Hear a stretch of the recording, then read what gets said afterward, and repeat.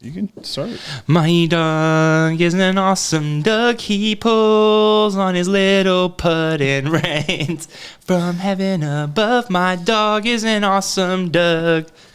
I wrote a poem. Okay, let's hear it. So it's called December 1st. Okay, let's go. I wrote it like 5 minutes ago, so I got to read it. Okay. I haven't memorized it. Okay, I'm ready. It says, December 1st is here.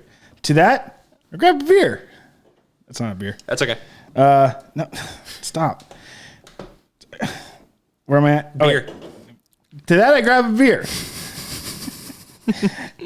It may be weird to say, I'm feeling pretty good about it. Time has been tough. Our lives have been hard. Masks are annoying at first. But become a great accessory for living this winter. Okay. This isn't a poem. This is just a string of sentences. Yet we are still here, and that's kind of cool. The worst album of 2020 was written by Tool. So take that beer that you grabbed and cheers your mate. That's you. Or date. I've never been a fan of this time of year due to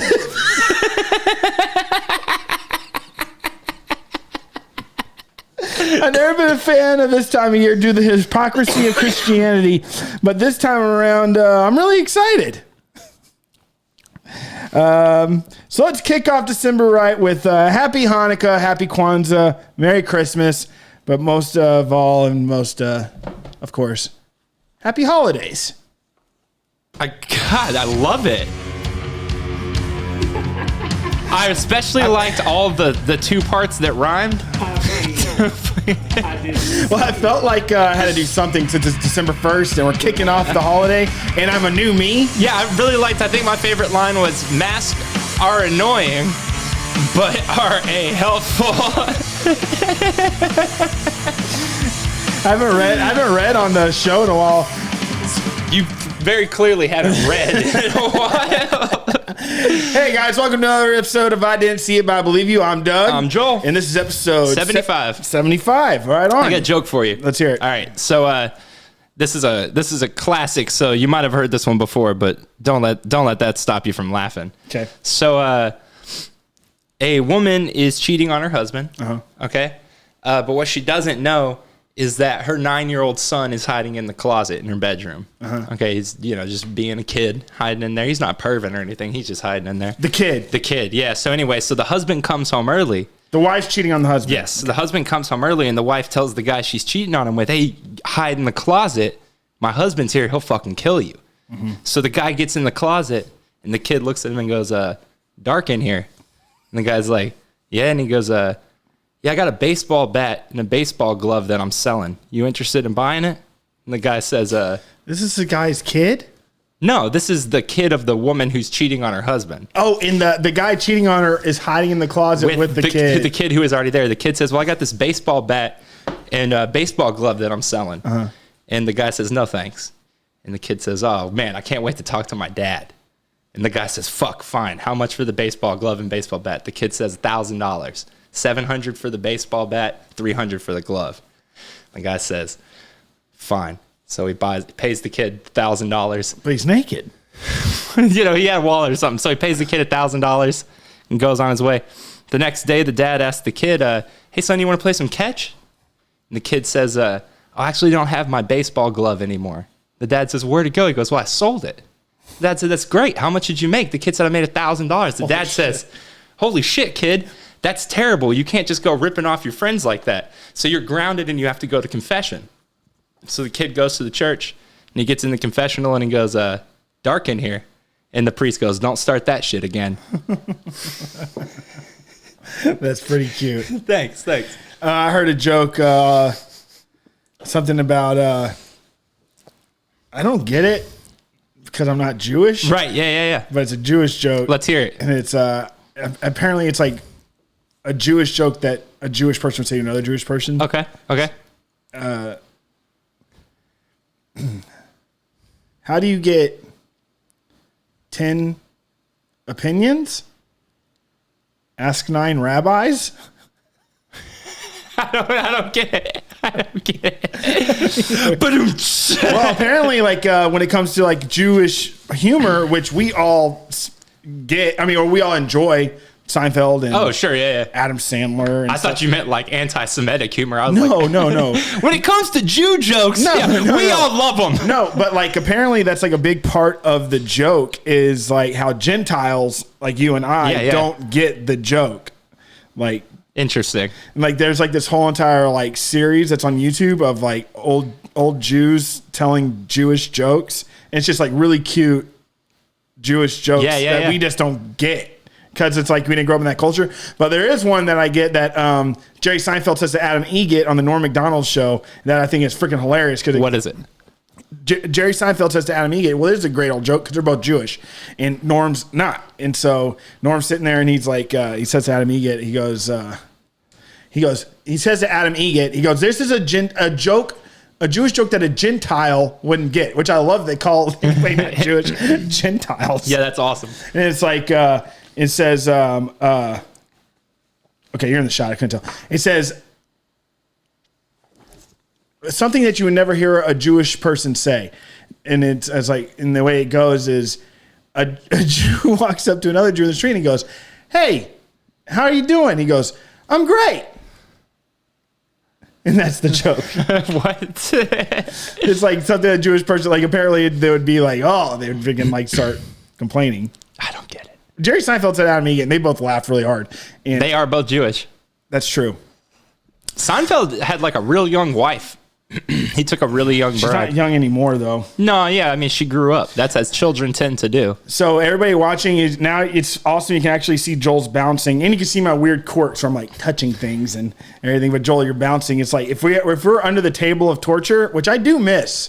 By the way. Oh, the table. Yeah. Yeah, it's like a glass top table. Man, that'd be awesome to bring that back. We should freaking do a live episode like this and have a camera just directly down on the table of torture. And it's like me in that chair and just like stuck in it. And you're just like, oh, and you just see straight down through We'll have to get a new table of torture. That table is not available anymore. What? That's Caroline's computer table. No, that's our table. Well, actually, technically, if you want to get technical, it's your parents' my table. parents' pudding table. Yeah, and the table, like, there's so many stories that have happened with that table. Oh, so I was telling Caroline, my parents still have the same back porch table and chair set that they had when we used to party there all the time, but they just made it look nice and like repainted and everything.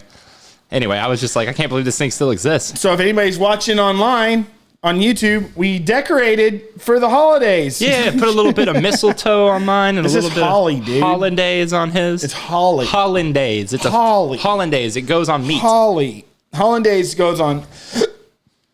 Well, hollandaise is essentially warm mayonnaise. Yum. It's whipped.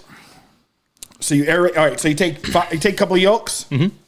5 yolks. Let's say 5 yolks, and you take about a quart of butter, warm butter. Okay. Warm butter, but not melted butter, just warm, soft butter. Melted butter. Okay. Chances are you would like to clarify your butter, and there's many ways of doing that. Okay. I'm sure you just watch a YouTube video, and so what you do, it's a pain in the ass to make hollandaise. It's like you whip the shit out of it over a double boiler because you don't want the yolks to scramble. And you whip it, and you whip it, and you whip it, and then you and then you squeeze butter in it and you just whip it, and it starts to do something called emulsification. It starts to emulsify. The process of emulsification is where proteins, you're just like lapping air into the proteins of the yolk, and it just starts emulsifying.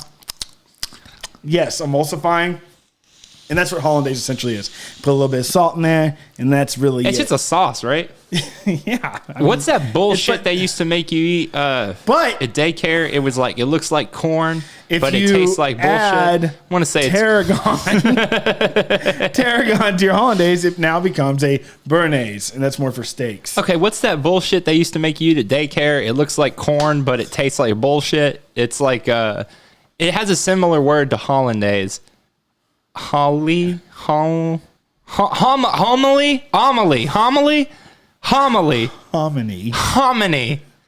Bullshit food. A bullshit food that should not. They fed you that in preschool. that what you said? Daycare. Do you remember eating hominy in daycare? Yeah. I do not remember that at all. Let me tell you some other things I remember from daycare. So, I remember someone that we both know that... Who? Oh, yeah. Okay, so somebody we both know. I liked him when we were like little kids. Okay? Yeah, I got tons of stories. His grandparents are my neighbors. Sure. So you live. yeah. Oh, yeah. So weird. Yeah. So me and him liked each other at first. And dude, that's so weird because where he used to live, he was neighbors to my grandparents. Yeah. Weird. I never really thought about that. And now we know somebody that lives in that house. Yeah, and across the street. And across the street from my grandparents. And across that street. I know basically that whole neighborhood at this point. Yeah. Okay. Sorry. So anyway, he got in trouble one day at school. Really? Yeah. This is like first grade, maybe. He's like a good kid. I don't know. I think his parents thought he was a good kid. Anyway. Well, I got a story about the same guy that I'm going to tell right after this. Yeah, like first or second grade, he gets in trouble and has to go to ISS. Okay? I have no clue what happened. I don't even think I was around. Anyway, so the next day, his mom is up at the school. And she's yelling and causing a whole ruckus as she tended to do. And she comes up to me and says, "You're not allowed to hang out with him anymore."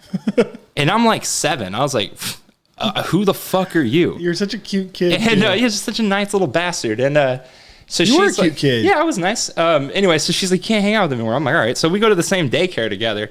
So every fucking day, we each got an hour with people. And then they would make the other one go off by themselves. But they never made him go off by themselves, just me. So they'd be like, all right, that's all the time. And now he gets to hang out with the friends. So he gets come in.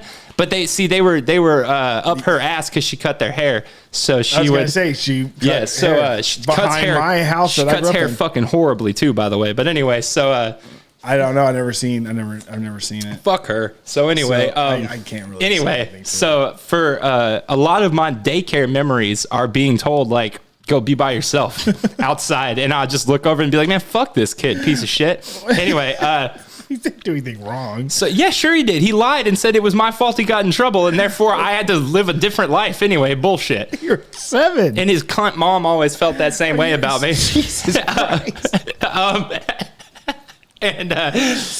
So anyway, also, but the things I remember from that daycare are that I remember there was a kids level, like little kids, like toddlers had to go like with where all the adults were, but then everybody who was like, out of all the people we're talking about, and that was the last part of him being in my story. But at this daycare, so like if you went upstairs, you had to like it was like the toddlers and the babies, and downstairs was like the kids who had to go there after school, like the kids who weren't quite latchkey age yet, so they would go there in between hunt and home.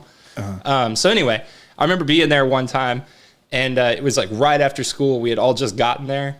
And like obviously, like I was at the bottom row. I think it was like in 2nd or 3rd grade at this point, and I would just be there for like an hour and a half in between my parents getting off work and me out of school. And Beetlejuice was on, and the movie or the cartoon? The cartoon. Okay. And he said something, "Pucker up, baby," and I went, "Pucker up, baby." And out of nowhere, I feel like 4 hands reached down and grabbed me. There weren't even supposed to be adults down there, and they yanked me up, made me go hang out with the damn toddlers. And that was my second memory. And then my third memory is if you got there in the morning, you had to eat their bullshit-ass lunch. And they always put hominy on it.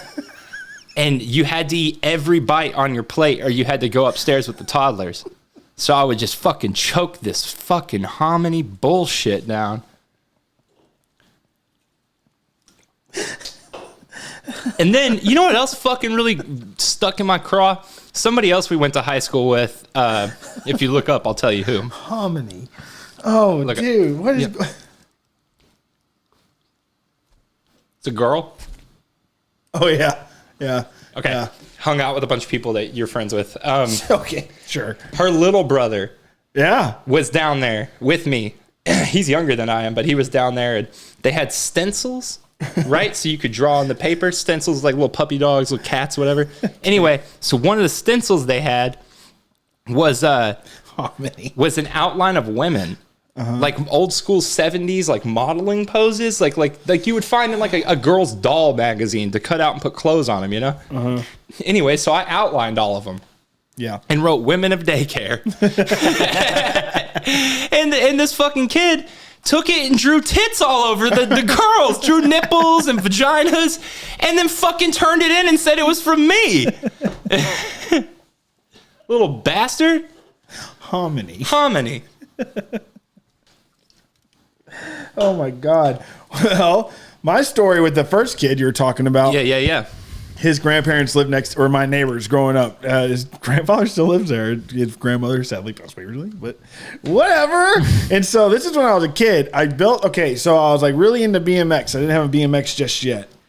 And then my watch is telling me to breathe. You're fine. And so I'll never forget, I built a jump. I just took a board, put some 2x4s under it, gave it a little kicker. You know what I mean? Mm-hmm. And so I set it up. I am not an engineer, okay? Sure. I don't understand how to lay out a freaking jump or a track. Right. But apparently... You're like the hot rod of your family. But yeah, so when I'm doing this, homeboy that we're talking about is jumped over the fence. He's playing with me. We're getting along great. And we're having a good time. And I guess I set up that I did my trajectory all fucking wrong. Because I set up my jump, but within 10 feet of the jump, there's a fence. And it's grandparents' fence. Okay. So, I mean, from the camera to the bar. Again, it's my first. How high was the jump? Like ankle height or higher? Like It was a kicker. It was a kicker. It was 2 feet high. Nothing crazy. I was on my brother's mountain bike. And I just remember I freaking hauled ass. I'm like, hey, dude, check it out. And he's like, yeah, Doug, get it. I hit it so hard that I just freaking launched in the air. Probably 3 feet off the ground. Maybe a little, maybe a foot and a half. A whole 5 feet if you add in the thing. But I'm flying. Yeah. And just smash right into the fence. Wooden fence? And I racked my nuts so hard. Hell yeah. And I fell over. And I'm probably like 10. And I look up at... And he's like, what, 5? 4? 7. 9? 7? Well, he's my age. So you're 4 years older than me. Or 3 years older than me. Yeah. Like 7. 7. Yeah. Yeah. And so... and I remember... Maybe I was 9. Okay, 6. Yeah. Fucking pointless. And I just remember looking up at him and go, help me. And like, I'm in so much pain and my balls are like, felt like they're like, dude, I was fucking fucked up. And he just looks at me and goes, and just jumped the fence and ran home. I hated that kid. He's a little jerk. Yeah, well, I guess I'll always remember that. But again, we were kids. Yeah, but he grew up to just be an idiot as an adult too. I mean, well, you can't win them all. Yeah, he lost all everything. Hey, I want to talk about the monolith. Yeah, for sure. Okay. So it showed up in Utah. Yeah. Okay, if you've seen 2001, it's the exact same monolith from 2001, except it's smaller. And the one in 2001's onyx. Yeah. And this one's that shiny metal or whatever. Yeah. But so things we know for sure about the Utah monolith. Let's also add to this. This is all being reported on national news. Yeah, totally. Yeah, so this isn't like... You know what happened yesterday, right? It disappeared. Oh, you don't know what the second thing that happened? Romania. Yeah, okay, cool. Yeah. Okay, so the things we know is it's massive, and it was so deep into the ground that they 100% were going to have to use machinery to get it out if they took it out. Also, it could be there from anywhere from the 60s till now. It doesn't look like it was put there recently, right? Yeah. And the type of material it is, they've dated it, whatever, not carbon dating, but whatever they did, they think it's from the 60s or 70s. Yeah. So then people were going out to find it, and it's really fucking hard to find if you don't know where it is. They didn't release the coordinates because they didn't want people getting lost in this freaking Utah desert. But they had released the coordinates. They went back and removed the coordinates from any reporting on it because they didn't want people to go. But people had already found it. Internet forums were already saying where it was. Yeah. If you found it on Google Earth, you could get the latitude and longitude and find it. But regardless, so people went there 2 days ago. And it was gone. Yeah, gone. And it was replaced with a small pyramid that was made from the exact same material and a stack of rocks. Yeah. And was there a hole? no. And then yesterday, Another one popped up in Romania. Yeah. The same exact thing. Yeah. And it's like, me and my dad were talking about it. It's fascinating because, I mean, even if it was a hoax, it's a cool fucking hoax. Whoever's doing it is doing a very good job. A backdoor that by, do you know what the Toynbee tiles are? Nuh-uh. Okay, so years and years ago, Toynbee? Toynbee, Toynbee. Okay. So years and years ago, a dude, I want to say it started in San Fran. Cisco? Yeah. He was... San Fran. I heard it started in San Fran. I can't remember exactly where it started, but we'll say San Francisco. Like when you were living in California, we'd be like, yeah, bro, I love freaking SoCal. No. SoCal, bro. No. I just thought I'd say hella cool, man. It's hella cool. San Fran. I'm mad excited. Dude, this is freaking hella cool. Hella cool San Diego. Anyway, so this guy was walking, and I'm going to get this all wrong, but essentially this dude saw a tile in the ground, a tile that had been put into the walkway of a place, right? In San Fran. I think it was in San Fran. And the tile said, resurrect dead. Toynbee. And he was like, what the fuck is this? And what the fuck? What? I mean, hold on. It was in a hallway? No, outside in the ground. He found in the ground someone had put a tile. Like in a park or something? Just like on a walkway, like on a sidewalk. So what? Okay, so who would give a shit? Who would even fucking notice that? He just noticed it and was wondering what's resurrect dead, what's Toynbee. Okay. Okay, and it didn't look new. It had been there for a long time, and he had just noticed it on a walk. He just stops. He's like, well, it says resurrect dead. So, he's like, what the fuck does that mean? You know what I mean? So anyway, after... So what this dude thinks when he walks by a piece of graffiti? No, listen, it's not like that because it's in the ground. As if somebody... Okay, a tile... This is not... Okay, it's a tile in the ground, though. Do you understand where I'm coming from? Yeah, no. Just wait. This is great. So I'm just pulling this up to make sure I don't get any of it wrong. So he starts noticing them everywhere in San Francisco. In San Fran. They're embedded in the asphalt, like deep in it. So it's not something that you would just like, you would notice if someone was putting them down. So anyway, he starts noticing them all over San Francisco, right? Or wherever he was that he found them. And he forgets about it because he can never find any more information about it. And then years later, so that started in the 80s, okay? Throughout from the 80s until the 2010s, there have been more than 700 tiles found on Twitter. No, in 24 major cities in the United States and 4 in South America. These things are fucking everywhere. Okay. No one has any clue who put them there or what it means, but they have these this one says Toynbee idea in movie 2001, Resurrect Dead on planet Jupiter. And they all say shit like this, and you can find them all over the world. They're all over the world. People are always finding more of them in different places. And they all look the same. They have the same tile work and the same handwriting, if you will, of the tile work. Like the font's all the same everywhere in the world. And no one has any fucking clue where they come from. I mean, that one's obviously not as impressive as the monolith, though. I think it's more impressive. It's everywhere. That's somebody that is making those and going all over the country, all over the world, and just putting them down. But when and why? Some of them have been there for 30, 40 years, and they just were discovered. I mean, we're talking about it now on one of the biggest podcasts known to man. There's also a documentary. That's where I got it from. Oh, what's the name of the documentary? Resurrect Dead. It's really interesting because this dude goes down a really fucked up rabbit hole of like getting obsessed with it and needing to find out more and wanting to make this documentary about it and just never finding any answers. What's up with that? It's like that whole cicada.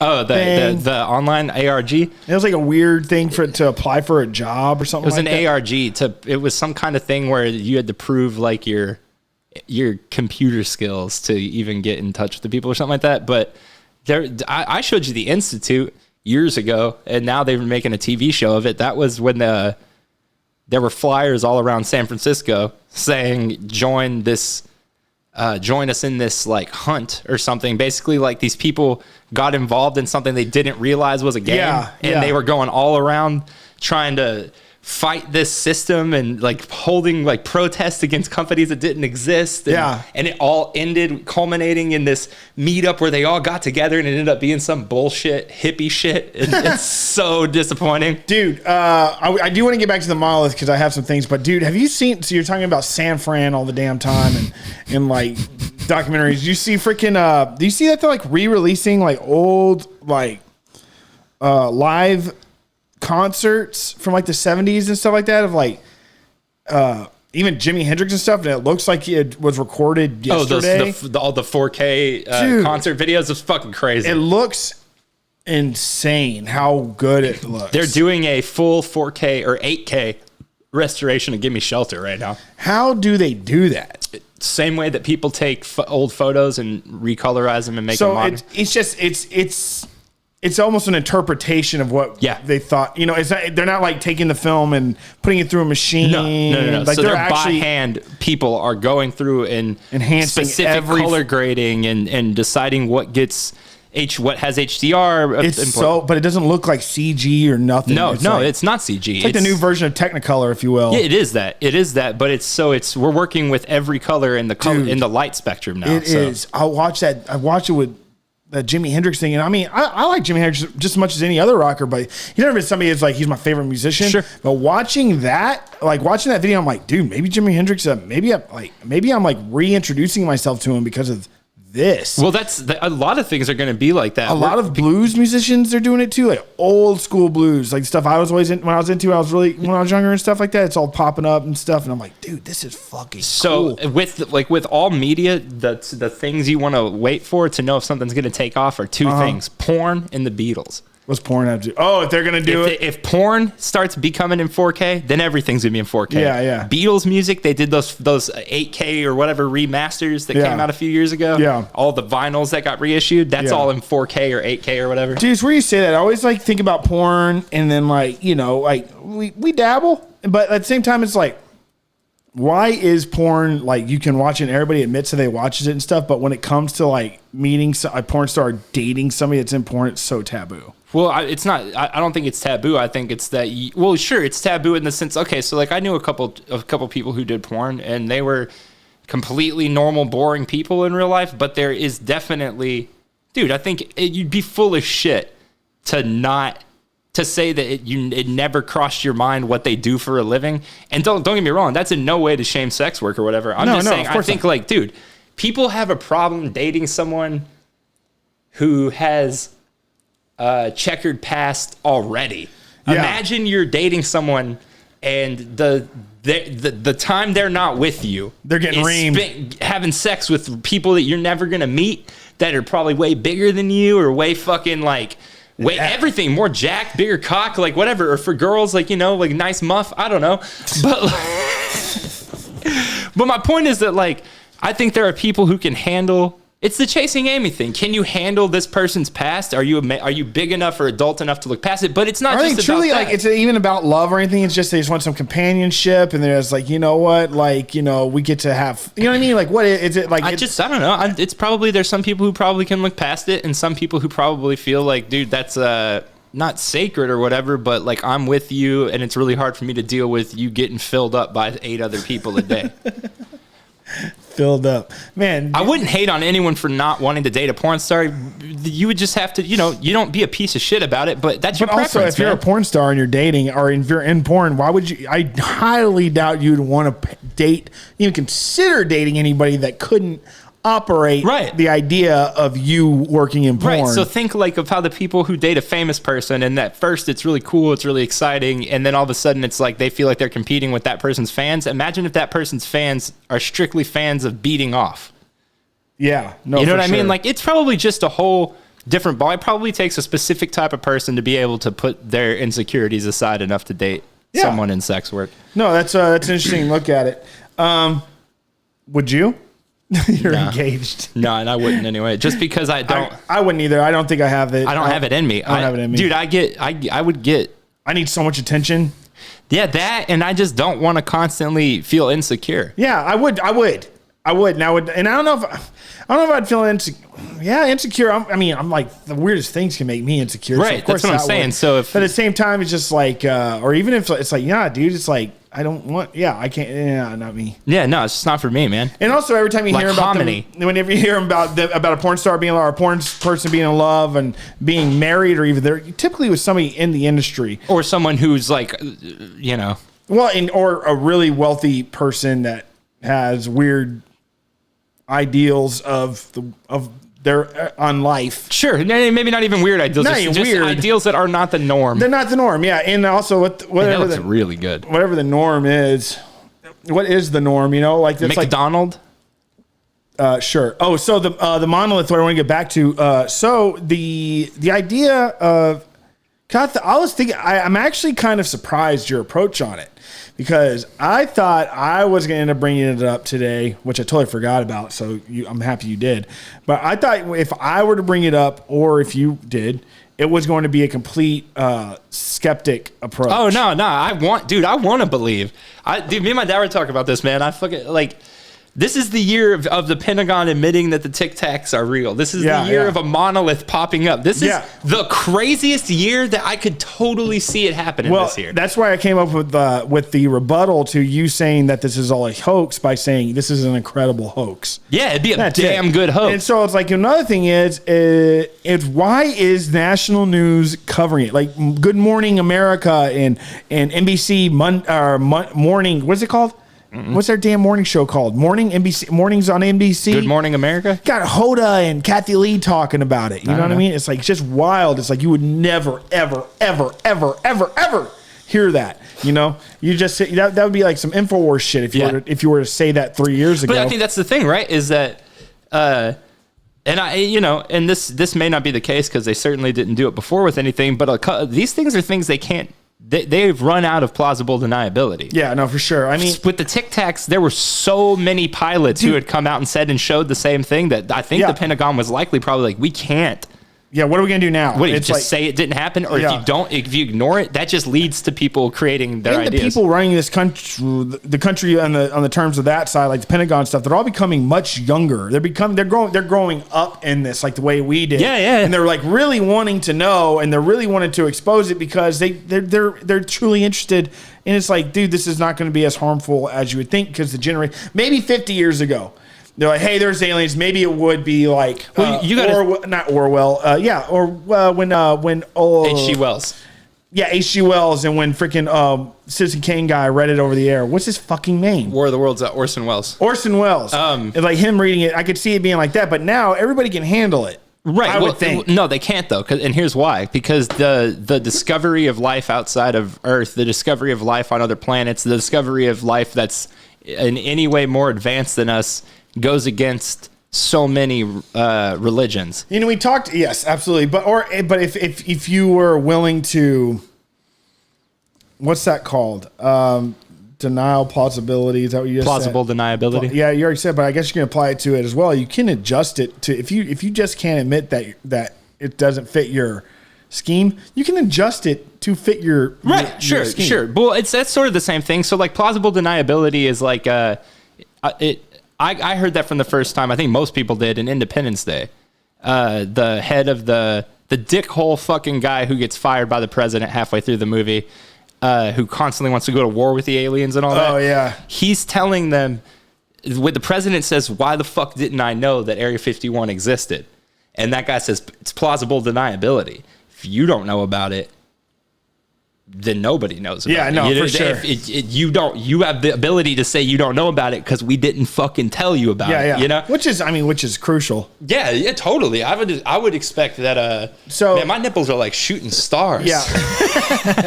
So I got pee-pee. No, but like, okay, I'll wait for you. So like with the monolith and stuff like that, it's just like I was prepared to say like, yeah, it's a really incredible hoax, but also where we're just talking about. Oh my god, now I'm like kind of like scrambling because you kind of... No, my bad, dude. My bad. Yeah, you just fucked it up. Take the reins, buddy. No, what did you say though? Where was I trying to go? The religious thing. No, before that too. I was gonna say something else, and you totally hijacked it and ruined it for me.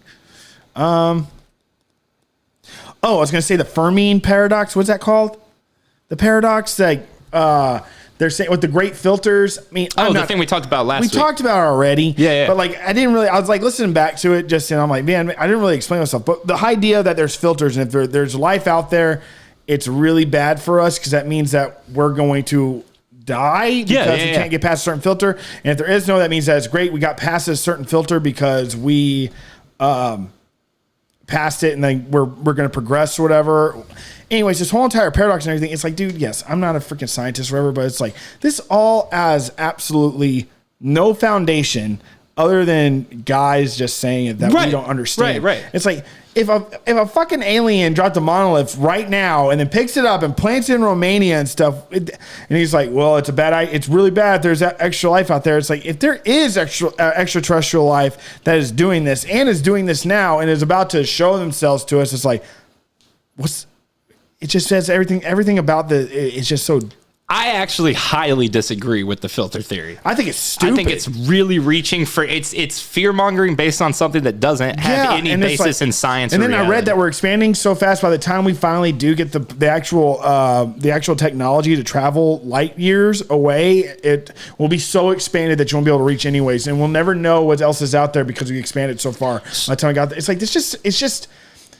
To me, I'm drinking a beer with you. I don't know shit. I can barely read, let alone do math. It's like, to me, it's just so dumb. Yeah. Well, so like, because all they have to do is just show up one time. And then all the scientists that we're getting all this credit to are just like, we get to readjust. And, that's like the great thing about science. It's like to be proven wrong. It's like, yeah, of course. And I totally support that. But it's just like, the idea that there's a lot of mainstream science is like, we're the only ones. I don't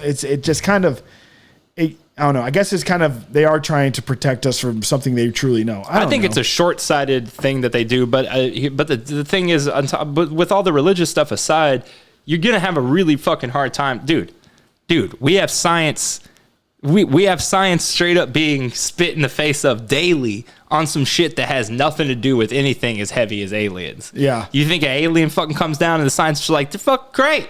All the people in the Bible Belt are going to be like, shh, prove it. Like, I just don't think, I think it's all real stupid. If an alien come down here, what if the alien is just like floating around just waiting for us to figure out coronavirus because they don't want to get it? I was thinking like, oh, fuck. What?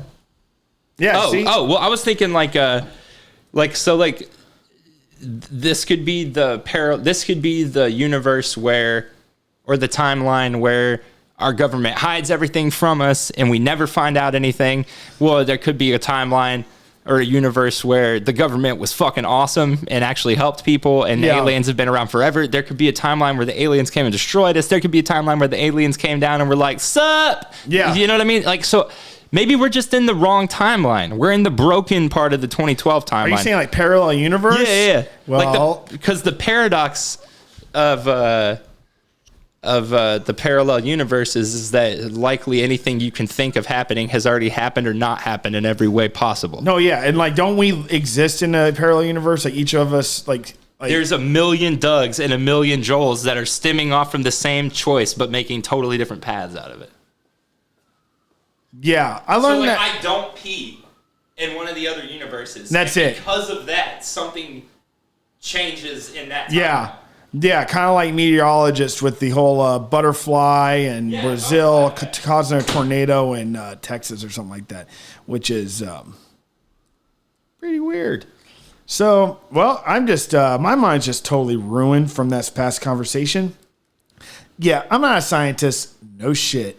Or maybe I am. Who can say? But yeah, it just blows the idea that there is an extraterrestrial life or any other beings out there. It just really in 2020, I feel like it's kind of far-fetched to think that there isn't. But I don't know. I guess we'll find out the hard way. But also another thing I always talk about is how it just blows my mind that we have this damn virus here and we can't figure out how to cure a virus, but we can talk to you over a freaking microphone and put it on the internet and everybody can watch from all over the world. It just blows my mind. So, I mean, I guess we pick and choose what we want, like what humanity really wants. But who really picks and chooses that? Like the bosses that be, like Bezos and whoever that person that runs YouTube, the internet, like Twitter and stuff, are they like all get together and they're like, or the marketplace gets together, like the CEOs and stuff, they're like, we really want the internet to like really filter out all the universal stuff of aliens and stuff like that. So let's go ahead and figure out how to do podcasting and things so people can concentrate on that. And so they don't have to worry about aliens. Or they're like, let's get them talking about aliens and let's put all the money into that because we do like this. And I was just saying, it's just crazy. Like how, like who delegates that? We're going to focus on technology to be able to do something like this, like talking to a camera with a TV on the background to keep us entertained, or to keep our mind going, have Christmas lights and stuff up and be able to like send each other text messages, like no wires and everything. Technology as it is, but there's a virus that's ticking away at people. You know what I mean? It's like, who prioritized that? Nobody, because that's the thing. The same people who make your ability to text message are not the same people who could eradicate a virus. I know, but the thing is, you mean resources? Who's allocating the resources not even to those that, things? But why are we so progressed in technology, but we can't figure out a fucking virus? Because it feels like they should both should have like rised up together. Look, I'm not saying that things would have been much different, but a big part of how bad things went came from directly not listening and following instruction we had. No, fair enough. But at the same time, like developing a vaccine for a virus, that it just seems like we did it so fast, though. I understand. But like a pandemic of this magnitude, nature, say it again? Magnitude. Sure. Yeah. It's like I feel like I feel as a human race. And like where we're at in technology, I feel like that should translate to where we are in medical help and stuff. And it's crazy because, again, we're doing all this and there's people that have no water. Right. There's people that have no fucking sewage. And so it's just like, man, it just really, the more you think about it, it's like, fuck, it's really daunting. And you'd have to put your tinfoil on just a little bit. But I mean, the fact is that there's, how can I put this? There's not,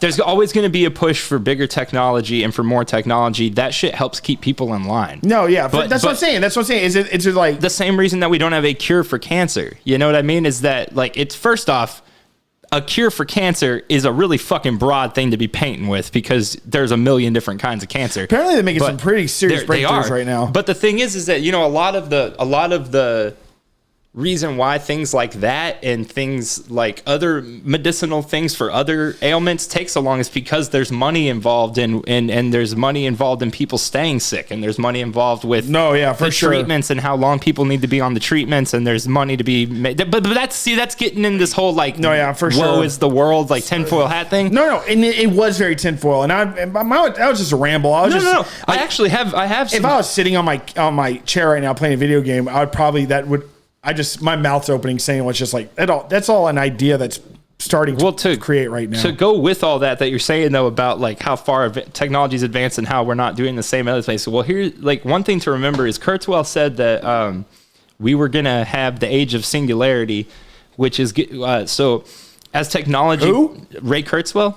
So as technology progresses, the human mind must also progress to keep up with it. So like the law of diminishing returns, the PS5, it's amazing, but it doesn't, the graphical leap, the leap in technology is not the same as the leap from Super Nintendo to PS1 or from Super Nintendo to N64, right? It's a more gradual thing that my brain doesn't have as easy a time going, oh, that's the new thing. Yeah. My brain goes, I guess they tweaked that or tweaked this, right? So as technology gets more and more impressive, our brains have less and less ability to compress that information and figure out what the new leap is, right? So like they keep making these things smaller and faster, but it feels exactly the same as every phone I've had for a decade, right? But apparently it's better. But if you go and grab the original iPhone, then you'll notice it. Yeah. But so the singularity is that point where technology has advanced so much that the human mind is at its peak of what it can do. Yeah. And we must merge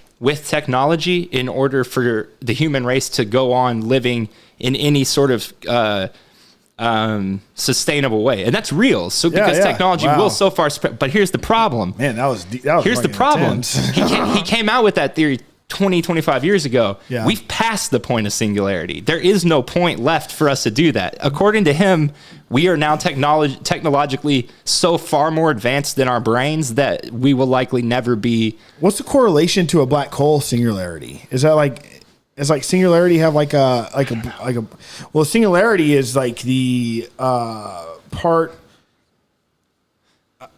past the event horizon. I think it's the singularity of a black hole. So like, like that's the singularity. I'm sure they mean essentially the same thing is at the point at which it's the same. Right. So it's like, so that's what singularity kind of just means in a.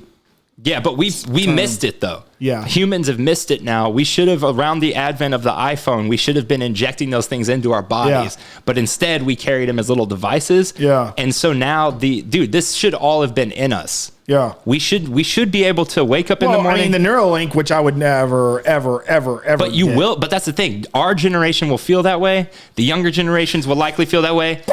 But the way younger generation, they're not gonna fucking know or care that it was ever weird. They're gonna like, yeah, dude, I freaking look at how we already can make fun of boomers who say shit about like microchips and the vaccines by saying, "Bitch, you have an iPhone." Yeah. You know what I mean? Yeah. The younger kids are gonna be like, "You didn't just let them put the fucking thing in you so it can't die, so you don't have to fucking charge it. So you had to put it in later? So my God. Wait, you motherfuckers had to carry this thing in your pocket?" No, yeah, for sure. And then girls are going, "What the fuck's a pocket?"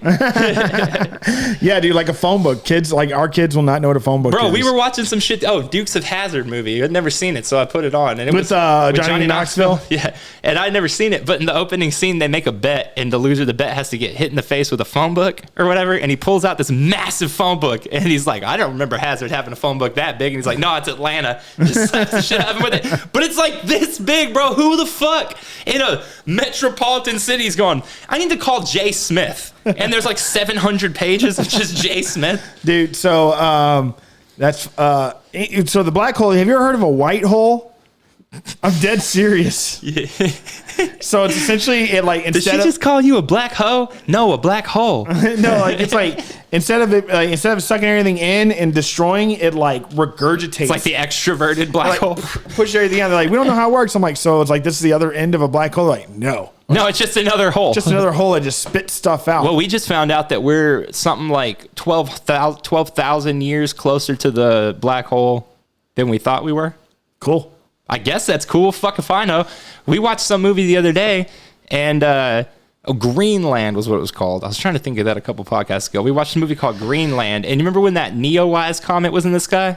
The what? Neowise, the comet that was in the sky. Oh, yes. A little bit earlier this year. So it's the same idea as that, except the comet, they know it's going to break apart in the atmosphere. Uh-huh. And they think it's just going to be this one chunk that hits the ocean, but it ends up being like hundreds of like school bus to state sized chunks that are just all going to take out. It's an extinction level event. There's no stopping it. You can't Armageddon your way out of it or whatever. Everybody's going to die. Cool. And I thought that was really interesting because really, there's only been one movie where they had the guts to actually nuke Earth, and that was Deep Impact. People don't like that movie, but I fucking love it because of that. Because there's no happy ending. No happy ending, bro. But this one, the whole movie was them fucking knowing everybody was gonna fucking die.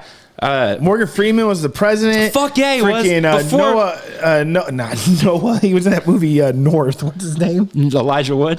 Elijah Wood gets married at like 13. To Lily Sobieski, and they take the parents' baby. Tia Leone holds her dad's hand on the beach, and this big wave comes, and she looks up at him and goes, "Dad." They get hit by the wave. Yeah, man. Sorry anyway, so I was just thinking, a family member that's lost in to an asteroid attack. What if you get like?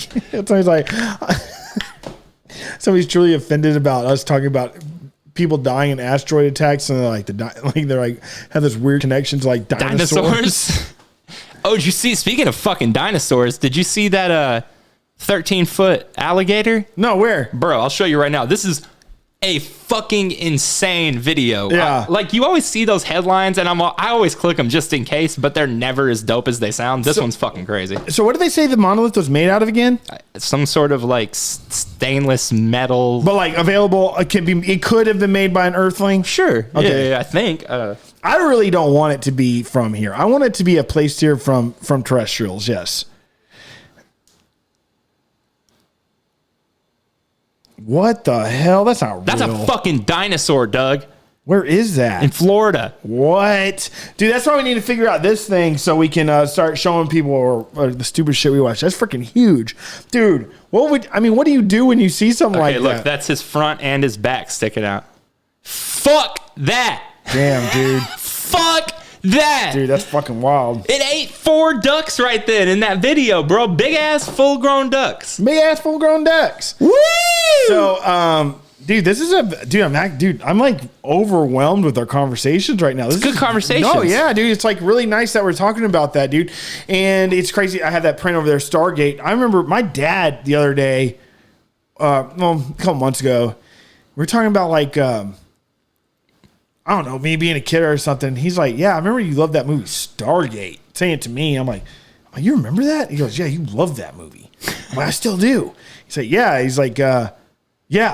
I'm like, why are you telling me this? I thought he was going to tell me something more about me. Son, you'll never guess where you came from. And he's like, no, I just remember you liked that movie. That's cool. I'm like, oh, thanks, Dad. Yeah, hell, it's a good movie. They found a Stargate. No, I'm just kidding. They didn't. But oh, by the way, did you hear about they found a Stargate? Those fucking dickheads who believed. Well, I guess I won't call them dickheads. I believed it at one point too. Actually, I'm still kind of weirded out by it. Dude, it's weird. I think my grumpy energy from last week before you played it off pretty. Thank you for not airing that out on air last week too. By the way, my bad mood. Forgot. But like, I think you got it today. I think my I bad mood it into you. Have I been in a bad mood? Am I bad mood? Me? Am I bad mood? Me? No, I'm just kidding. Oh fuck! Why don't you ever write poems? I'm trying to think. Oh, Stargate. They say that CERN, when HARP, when they smashed those particles together in 2012, that's actually a lot of people. Oh, in Sweden or whatever. At the CERN station, the hyper thingy. Whatever it is, the high, it's the electronic particle collider. Yeah. So anyway, because they make electronic particle collider. They make black holes over there. You know what I'm saying? Even though they shouldn't every day. Yeah, they shouldn't be doing that. But anyway, so they crashed they did in 2012 in like October, November. They did like something massive there. Like they fucking. Dude, after we're done, I'll show you some videos before I take off. They did a fucking. This is one of those things where you're likely gonna tell me about how like it's all like good and it's not whatever. But this dude snuck into that HARP place and filmed a wild. I'm just gonna say. Isn't that what they say? Is HARP? Is this the same HARP that Alex Jones claims controls the weather? Yes. Okay. Yes, CERN. It's all the same thing. Okay. But somebody filmed hid and filmed the video of, and you're going to tell me this isn't the right word to use, but of like a satanic ritual where they fucking have like most this certainly giant, not the right word. I know, but I can't think of. There's a Baphomet statue out there, and fucking there's Baphomet is not. For everybody that needs to know this, Baphomet is wrong. It's Baphomet. It's Baphomet if you're following it with another word. Okay, well, Baphomet statue and fucking all these like weird fucking symbolism. I don't know what to call it. It's just the video was like satanic ritual at HARP or whatever. So, but I'll show you. It's fucking bizarre. But a lot of people think that the big thing that they did that year broke Earth or broke our timeline, and that this is not the timeline we all existed in. That we somehow got shifted. But it goes back into your parallel universe. That's what I'm saying. Maybe our timeline's still existing, but we just got. And that's the theory, is that we people, the whole of the universe in one split moment shifted into the wrong. Imagine just like be like, hey, so I want to like dig this. All right, so what we want to do is we want to dig a big ass hole, right? And we want to put like a hula hoop, a giant hula hoop, right? In the ground. Like I'm selling this to you. Okay. And we'll put it in the ground and we'll bury it up. Say how deep? How deep? I don't know, 5 miles. Fuck, that's deep. That's almost to the center of the earth. Deep. Why do you want to bury it that deep? Why do you want to bury it that deep? So nobody has to deal with it. It's not like doesn't affect anybody. Why would it affect anybody? I need one of these for everyday conversation.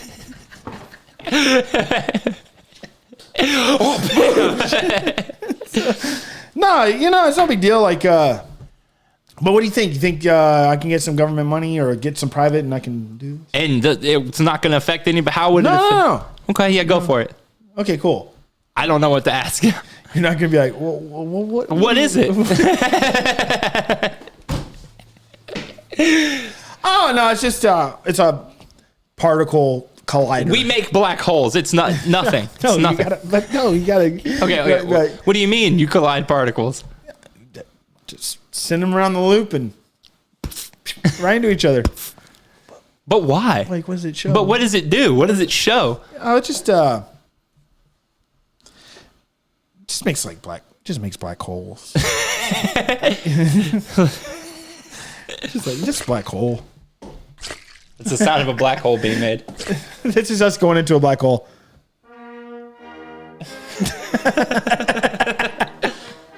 Sayonara, brother. No, we got rid of the there it is.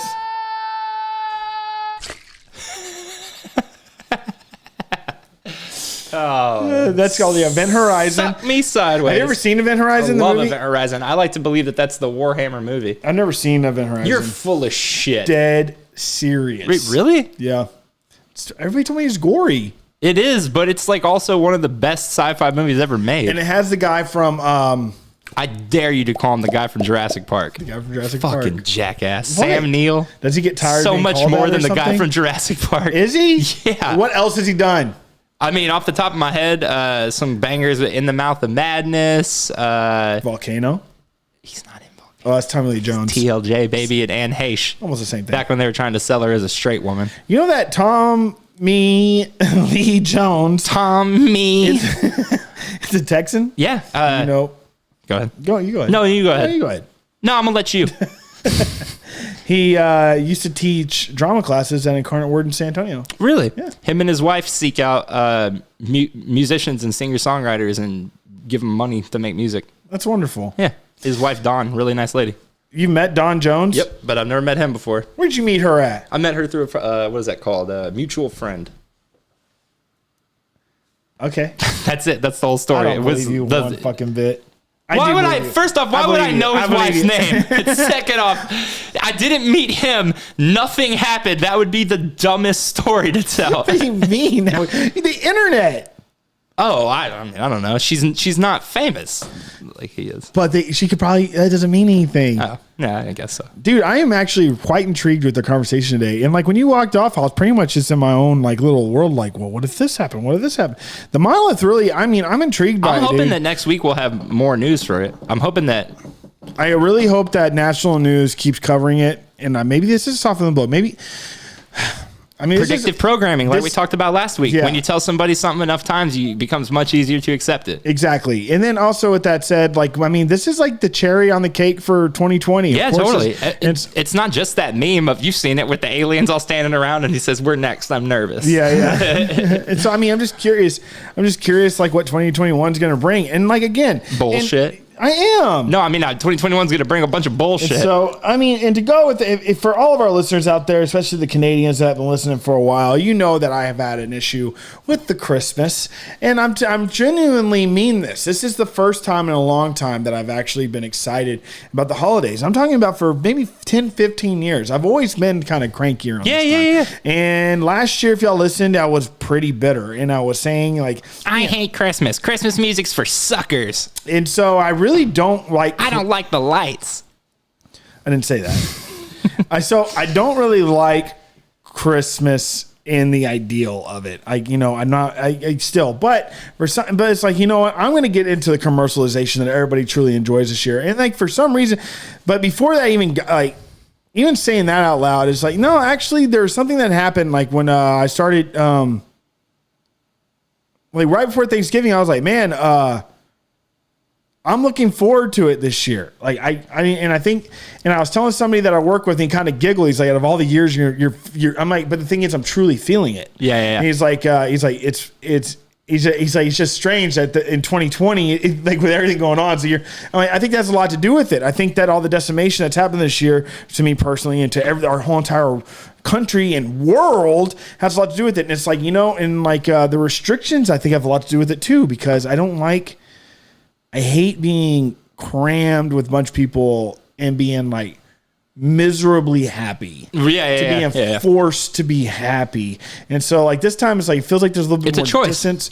It's being happy, I do believe, is a choice. Yeah, totally. And so and there's a such thing as toxic positivity too. Yeah, of you don't course. always need to be happy. oh yeah, it's like, hey man, why you don't be sad. So Cheer what? up. Your dad died. No big deal. Oh, no, not even It's that. But like, Christmas. people are like, oh, don't be sad. It's like, if they're sad, let them be fucking sad. Yeah. You know what I mean? Or somebody's like, when I'm like, God, dude, like if you're like, dude, I'm fucking upset, dude. Like, I fucking feel like I'm gonna kill myself. Somebody's like, don't say that. It's like, what if they mean that? It's like, don't tell them that. Then you're totally invalidating their feeling, and then they're gonna be like even more crushed. Yeah. Because like they're not even allowed to feel that way. This is so sad and so deep, but it just reminds me. I just watched. I don't know if you've ever seen the documentary, The Bridge. Yeah, But there's the kid. Yes. This kid's on the bus to go jump off the bridge, and he like breaks down and starts crying on the bus. And all in his mind, he was thinking all he wanted was one person to be like, "Are you okay?" And the one person behind him said, "Look at this kid fucking crying. I wonder what's wrong with him." And nobody asked him, so he got off and immediately jumped. Yeah. And the second his feet left the railing, he was like, "Oh fuck, I don't want to die." Every survivor has said that. Yeah. So, but back to what I'm saying though, and just to but this year, like with the distance and everything, and I'm gonna smack the shit out of you, fucking dick. And so what I'm saying is, when it comes to the holidays this year, I'm really actually looking forward to it because I truly believe that there is something to be grateful for this year, something to be thankful for this year. And it's us being together with me and you right here, our families. And if you're safe and you're alive, dude, we made it this far. And it's true, dude. Legends have died this year. Nobody is safe, and it's been crazy. And I'm just saying, I am grateful to be able to do this with this guy, and I'm grateful for you to be able to watch this. And so I want to say to everybody, I genuinely mean it, this year, happy holidays. It might not, if you're not stemming anything other than just being with each other, enjoying the lights, enjoying the movies, and just showing love to one another. Yes, this year, Joel, I mean it. I feel it. Happy holidays. Happy holidays, everybody. Next week, we'll be back with episode 76. And please follow and check this out on YouTube. The background song. YouTube, Twitter. No, we're not on Twitter, are we? No. Spotify, And we will never Google be Play, on Twitter. Stitcher, YouTube. I didn't see it, but I believe it on YouTube. We're gonna change that. But anyways, I'm Doug. I'm Joel. And y'all have a good one.